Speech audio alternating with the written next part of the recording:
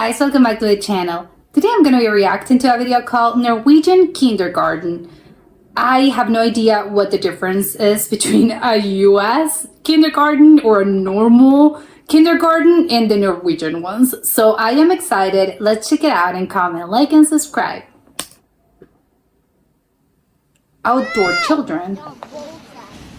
This is a tale of two kindergartens in Norway where, unlike Scotland, children spend the bulk of their time. Why do they have neon green vests? Like police officers or traffic officers? Outside, and evidently they love it. Well, sure, they're kids. Each Norwegian child has the right to a kindergarten place from the age of 1, and now they have the right to a day a week outside too. Sort of an eternal recess for the whole day. This is a sight I don't think we'd see in Scotland somehow. We're at the Budin 4-H farm near Bøde in northern Norway, and the idea is to try and connect children with their natural environment. The kids here are from a school and from a kindergarten, and the kindergarten's been here all day. As you can see, there's snow. It's been snowing very heavily today. It's been -1, -2 at times. Cold. The kids are perfectly equipped for this weather. In fact, they're better equipped than most of the adults standing around here. And they've been out all day for 3 hours at a time playing in the snow. They take their lunch in a little house outside. And It's so funny they're playing in the snow as if you would play with the sand on a beach. spend the bulk of their time absolutely fascinated by the animals in this farm, which they're allowed to touch, feed, play with, and generally mess around with. There's some zoos that are like that, or farms in which you can interact with the animals for kids, and they're definitely, they like it and it's better. Yeah, that's how they learn. Pigs, sheep, cows and hens, all part of a typical day for these children, who certainly It's a typical day, so it's once a week. That's crazy. know by the end of it that eggs come from hens. Oh. And the degree to which they see the whole natural process is something that is quite extraordinary for us in Scotland, where we seem to have become very limited, very worried. What if the kids picked up an infection? What if one of the animals bit them? What if?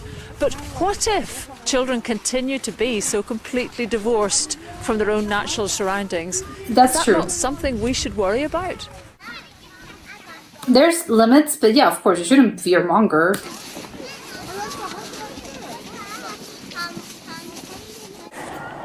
So here we are a little bit further along. Tell me where we are and where we're about to go.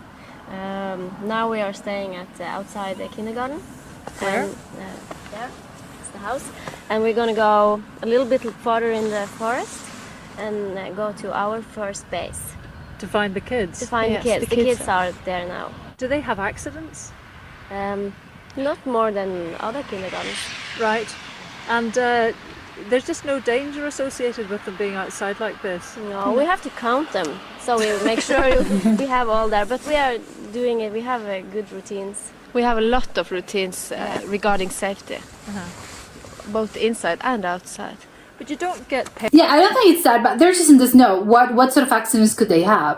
Well, I know that technically a lot of them, but let's not think that's how you get real minds. Parents who say, these are my little babies, I can't have them out in the snow, it's too cold. Oh no. No. They say No. they have to get out in the snow. Really? Yes, they do, everybody.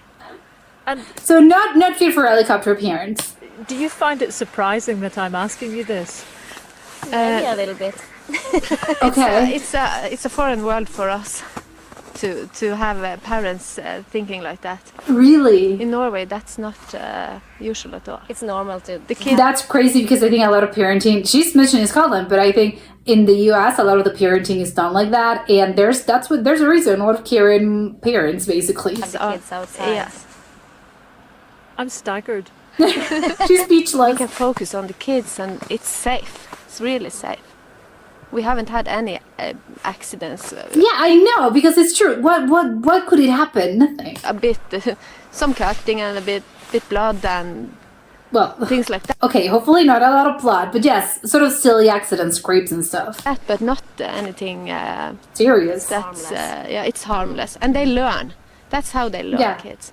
And they climb up in the top of the trees, and But we make sure everything is safe under, so if they Climbing on the trees, that doesn't look that safe to me, but that's okay. fall down, we make sure there's no big stones or Yeah. small trees coming up, and so it's safe for them. And is it adults that tend to be the difficult ones about being outside? You know, that haven't got the right equipment, haven't got the right This clothes. is so funny. It's not a big issue in our kindergarten because people that work for us, they know that to work this place we have to go outside. And you don't find a younger generation who are more keen on handbags? handbags, what's that? That's the things that you carry around as fashion accessories, ladies? No? Oh, You know, that clothes, they are more. How they look, shoes? No, Oh Fashion? no problem at all. We live in a part of the country that fashion is like And this Gore-Tex. kind of Gore-Tex, yes. So And- you're and we- actually models. You're fashion models of Gore-Tex. yes, we are. Lovely. Well, if it's that cold, of course they have to be very warm in jackets, and it's not going to be a lot of, oh, it's so fashionable. Well, fashion models lead the way. Yes, thank you. Thank you very much. But waterproof clothing is no fashion accessory if you're outside all day. The Norwegians have a saying, there is no bad weather, only inappropriate clothing. And they're so right. Can you That's funny. I would guess, yeah, sure, why not? imagine then what it's like to live in a country that doesn't let children out practically at all? I really can't. I can't imagine that. What do you For imagine? kids is what I'm thinking. Yes. And what do you imagine will happen to them as adults? I think they are They losing would be well-adjusted adults that love nature, probably. a lot of learning, and especially when they are small, they are learning by first hand. Not that somebody is telling you what to learn, but that you have to experience it yourself. And Empirical. out in the nature, they really can do that. We have science outside. Yeah, it's good because you need to, I think, learning through experience, I think it's obviously better than just being stuck in a classroom. They can touch the bugs, they can Yeah. dig holes, Interact. they can make weather stations, and they Listen learn to things bird by song, first hand. really bird song, and they can smell the flowers and So one of our ground philosophies are that the foundation in small children are motorical skills. Sorry, or what? Motorical, to be able to learn to run, to climb. Yeah, motor to- skills. motor, yeah. Is it called that? Yes. Okay. Yeah, yeah. Yes, and that is the foundation. And when they have that on place, they can develop a lot easier than So tell without me, the I understand that the Scottish Minister for Children was here Yes, and was quite astonished to see the children using knives. yes. Nice. He was. Was he? Yes, he was astonished. What And kind of he, knife? seemed to like it a lot. He really did. Were you surprised? He was surprised. A little bit, but we have heard that countries outside Norway don't let the kids do as much as we can do in With Norway. Okay, so they're not surprised that the rest of the world is you have kids with knives. Knives, particularly, because people see knives as weapons. Yeah. Yes, And that's they are. important for us to learn them how to use it. How, what a knife and is what a for. knife, yeah. Well, for cutlery if you're eating, but why were they using knives to cut stuff in nature? What you can use it for.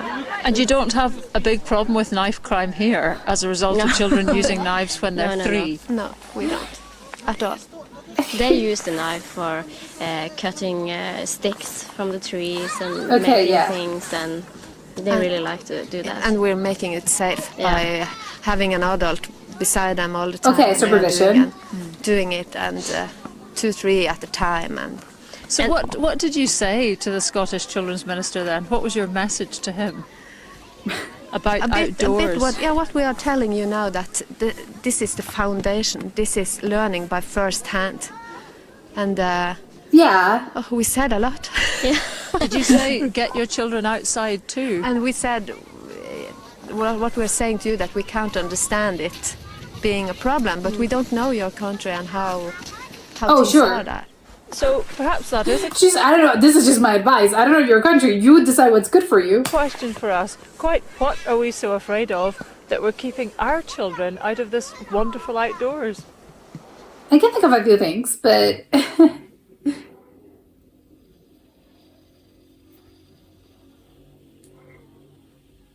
okay, I think I really do like this idea. I don't know if this is the common in all, if Norwegian kindergartens are like this, or if it's this school in particular, or there are several schools that I think, because usually I think when it comes to education and schools, there are several sort of models and trains of thought. So as in Montessori or whatever. So you have different sort of styles of education, and you would put your kid in whatever calls to you or you decide it's better.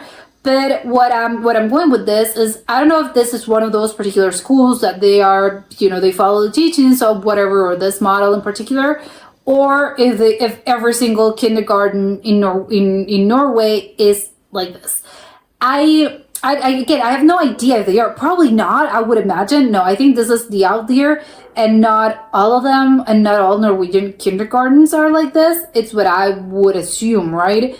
I don't know if, because also I'm trying to think, well, Oslo, yeah, Oslo, I think it's the capital, and it's a city, right? So how are the city kids, how are they, do they have parks? Yes, of course, but these people, I don't know how, in what particular part of the country they are, but it looks very rural, it looks cold, and it looks very rural. They're sort of in the trees. They're kind of in the middle of nowhere. So I do not know if it's just the sort of other parts of the country that do this because they are sort of more surrounded by nature. And I said Oslo, but I think there are other cities, other sort of cities, as in one actual city in Norway. So I don't really know how would it work. You would just get them to the park.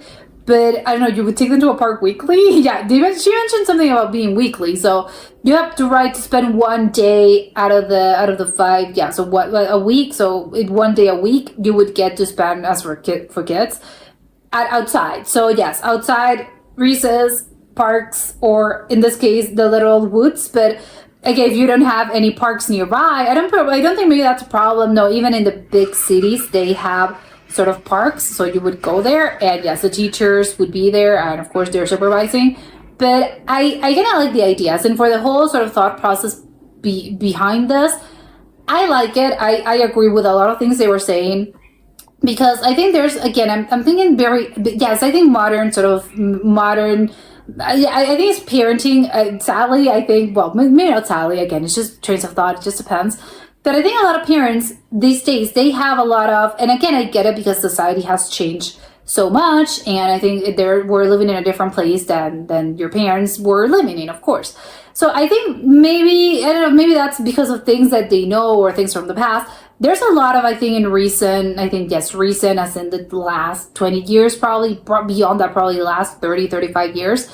You can't really, there's a sense of, you can't let your kids go outside, they can't play outside without adult supervision, they can't just go and have a lot of autonomy because it's dangerous. And I understand, of course, there's a lot of dangers, and I if I were a parent, I think I would maybe be like this a little. Yes, of course, I'm not letting my kid walk to school, my 5-year-old walk to school. No, I probably wouldn't, because I think they're just very small. Would I let them play without adult supervision in the woods? Probably not. I don't think I would. Maybe not. Yes, even a 12-year-old, I don't know. I'm scared. But I think it's wonderful that they simply do not have this, and they are being very, I don't know what you would think this, but I think, again, it's just the nature of different societies, and they're not really thinking in that particular way of, it's dangerous, something bad can happen. Because for them, in Norway, nothing ever bad happens. So, of course, they're being, I don't know why you're so weirded out by this, if it's the most normal thing in the world. It's normal for you, but I don't think that's normal in a lot of places of the world. And again, it's just because, stuff has changed and a lot, and you probably, as a parent, of course, again, you want to protect your kid. So it's the sense of you, and again, I think parenting, of course, it's got to be a really hard thing, and there's a lot of push and pull, and it's sort of, I don't know, similar to a rope, I would say. it's sort of, you have to know when to sort of let out the rope and let them roam a little bit freely, and you have to know when to know I have to take out the rope and sort of bring them closer to me and keep them on a tight, I was going to say tight leash, but not a leash, they're not dogs. But again, this is a metaphor. So again, you kind of have to know, and I think you have to find that balance.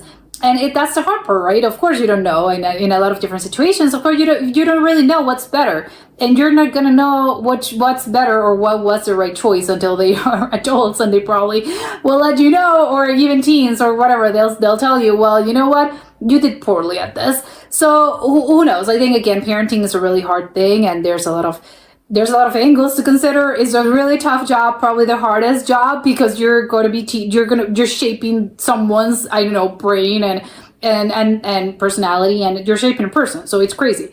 So, and it is a really hard job. And of course, the teachers, they have a lot of that burden as well. So again, it's a really tough thing, and it's hard to say which one's better than the other, just because it depends on so many different things. It depends on your personal views. It depends on, I don't know, your personality. It depends as well as the culture that you're growing up in and in which the kids are growing up in. And that's what I was going with. Yes, of course, I think it works in Norway. And I do really like some of the things that we're saying, as in the theory, it's better because it's kind of boring to sort of be in a classroom, and you have they're telling you this is how nature works, and this is how eggs hatch. And it's going to be quite boring. I think for a lot of kids specifically, it's going to be, you're sitting in a classroom and there's a board and they're explaining this to you with diagrams and stuff. And it's not really interactive. It's not really fun. And there's a sense of you have to memorize this in order to learn it. But if you're experiencing this and you're in a farm and they'll say, hey, here's a chicken and see how the egg hatches. And it's probably more interactive. It's fun that way, of course. And I like it because I think the theory, and I think it works with adults as well. It's sort of like, it's similar to experience as a broad term of experience. You kind of, it's someone, that's why someone tells you a piece of advice and or anything, but you're not, a lot of the times you're not gonna actually, it didn't really stay with me or stuck with me until I actually went ahead and lived it. Because I think through experience is how we actually learn, and that can be a good thing, that could be a bad thing, that's how it is, and that's how the human mind works. So of course, if you're sort of learning this through experiencing and through interacting with the world, you're gonna be learning maybe a little bit better, because you're not feeling as in, I have to take a test, I have to memorize this. No, it's just things that you learn sort of empirically. As in life, there's a lot of things you probably don't remember. You don't remember learning to talk because, again, it comes to, but I think not really. I think that was a bad example. I think they really do teach you how to talk.